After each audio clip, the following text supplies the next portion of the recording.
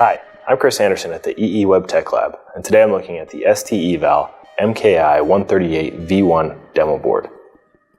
It's an ST Audio Hub evaluation board based on the MP34DT01 MEMS microphone. The MP34DT01 is a compact microphone that can be used in applications such as security terminals, mobile applications, or any device where you need a small, low-power digital microphone. We'll take a look at the hardware, and then I'll show you the software that you can use to evaluate it.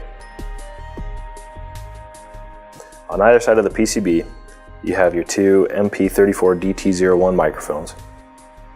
At the center, you have your ARM Cortex-M3 MCU, which decodes the bit stream from the microphones and relays it to the PC via the USB connector.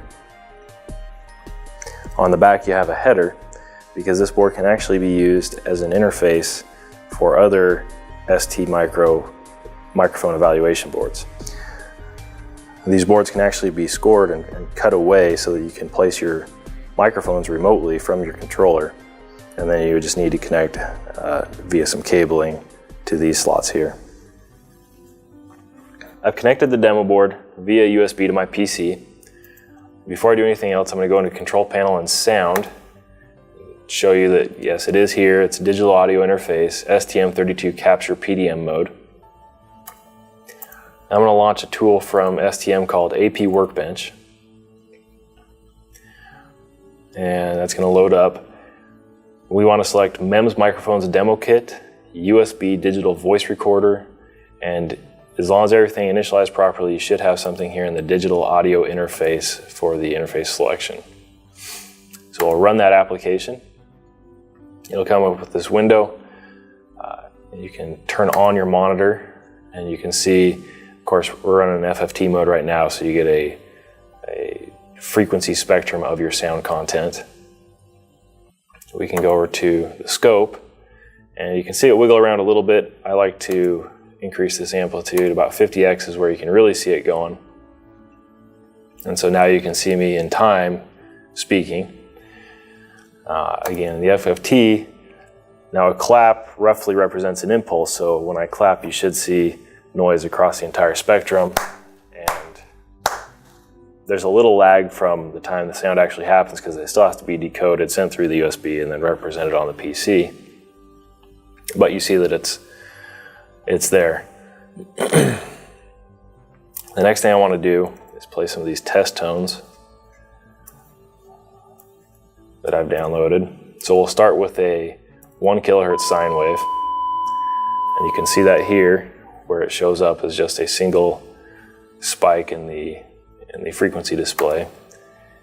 If we go back and show that in the scope,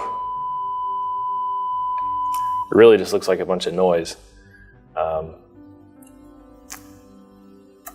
If we dial down our time base to 1 millisecond, now you see that it's actually a sine wave, at least when I'm not talking. Now, human hearing should go from about 20 hertz to about 20 kilohertz. You can argue a little bit above or a little bit below that. We all lose hearing over time though, so you can do a hearing test. This will sweep from 20 hertz to 20 kilohertz.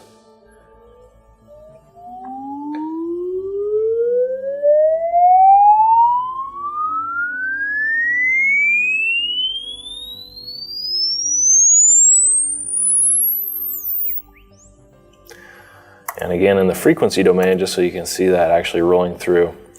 Now, the fact that it's playing now and you're not seeing any sound shouldn't be an indictment against the microphones or anything. It could just as well be the speakers on my PC. You can see it rolling through here.